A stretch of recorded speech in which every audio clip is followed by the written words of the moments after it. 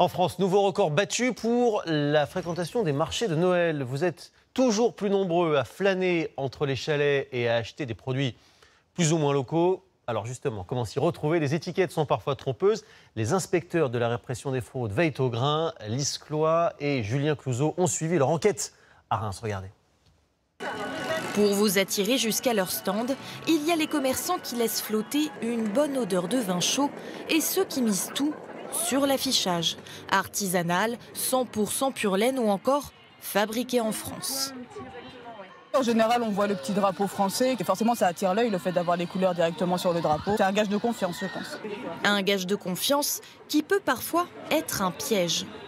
Je me suis fait revoir une fois en montagne, acheter du saucisson local et le saucisson, il venait de je sais pas d'où. Donc ça m'arrive maintenant de regarder les étiquettes.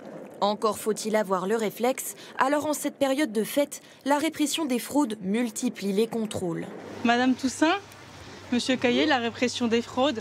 Ce jour-là, ces deux agents inspectent le marché de Noël de Reims et très vite, un cabanon attire leur attention. On arrive sur un stand de huîtres marraines d'Oléron et comme il y a le logo, forcément ça attire notre regard. Certifiées d'origine protégée, les huîtres marraines Oléron sont réputées pour leur qualité, très attractive pour le consommateur. Marraine d'Oléron, c'est une valeur ajoutée en fait. C'est une huître qui va se vendre beaucoup plus cher et donc le professionnel peut vouloir tromper en achetant des huîtres d'une autre provenance et les vendre en tant que marraine d'Oléron.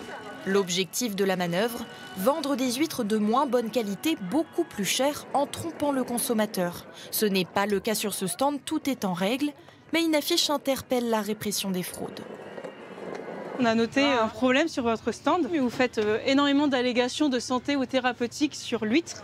Bon pour la mémoire, rester jeune et en forme, des slogans strictement encadrés par la loi, sans fondement médical, le vendeur doit les retirer. Oui, non, mais je comprends ce qu'il dit. Vous comprenez ce Oui, si on peut pas... Car sur les marchés de Noël, un seul mot peut parfois inciter à l'achat.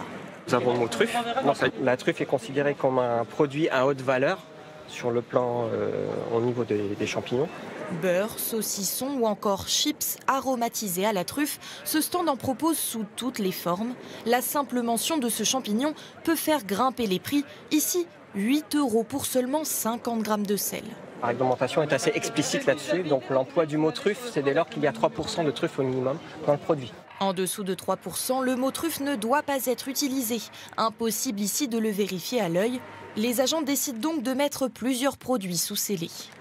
On va envoyer ces échantillons-là à nos laboratoires et on va faire différentes mesures pour contrôler le pourcentage de truffes et surtout si les espèces de truffes qui sont indiquées sont bien les bonnes pour que le consommateur ne soit pas lésé sur le produit qu'il a acheté. Les résultats seront connus d'ici 3 semaines. En cas de tromperie sur la marchandise, les commerçants risquent jusqu'à 2 ans d'emprisonnement et 300 000 € d'amende.